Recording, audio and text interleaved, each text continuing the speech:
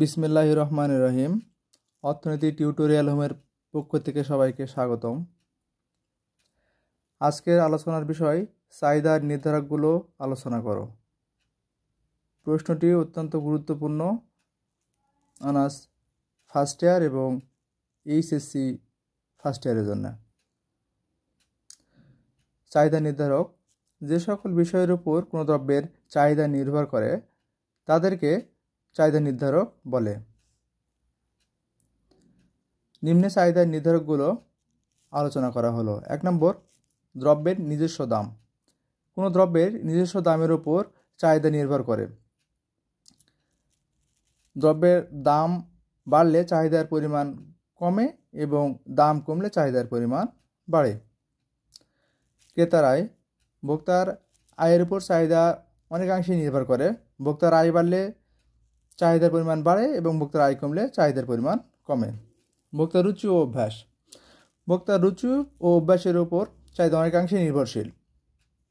ভোক্তার রুচি এবং অভ্যাসের ধনাত্মক বৃদ্ধি ঘটলে বা পরিবর্তন ঘটলে চাহিদার বাড়ে, বিপরীত অবস্থায় চাহিদার পরিমাণ কমে। পরিবর্তক দ্রব্যের দাম। পরিবর্তক দ্রব্যের দামের উপরও চাহিদা নির্ভর করে। পরিবর্তক দ্রব্যের মধ্যে একটি দ্রব্যের দাম বাড়লে অপর দ্রব্যের চাহিদার পরিমাণ বৃদ্ধি পায়। একটি দ্রব্যের দাম বাড়লে অপর দ্রব্যের চাহিদা বৃদ্ধি পায়। যেমন চায়ের দাম বাড়লে কফির চাহিদা বৃদ্ধি পায়। পরিপূরক দ্রব্যের দাম। পরিপূরক দ্রব্যের দামের মধ্যে একটি দ্রব্যের দাম হ্রাস পেলে অপর দ্রব্যের চাহিদা বৃদ্ধি পায়। যেমন চিনির দাম হ্রাস পেলে চায়ের চাহিদা বৃদ্ধি পায়। আবহাওয়া। আবহাওয়ার উপর চাহিদার পরিমাণ নির্ভর করে। যেমন শীতের সময় গরম কাপড় ও লেপের চাহিদা বৃদ্ধি পায় এবং গরমের সময় ফ্যান ও এসির চাহিদা বৃদ্ধি পায়। দ্রব্যের ব্যবহার।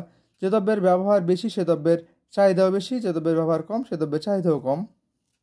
এছাড়াও ক্রেতার সংখ্যা, বিজ্ঞাপন, সঞ্চয় স্পৃহা, ভোগ প্রবণতা, সম্পদের বন্টন, কর নীতি ইত্যাদি বিষয়ের উপরও চাহিদা নির্ভর করে। ভিডিওটি ভালো লাগলে অবশ্যই কমেন্টে জানাবেন এবং যেন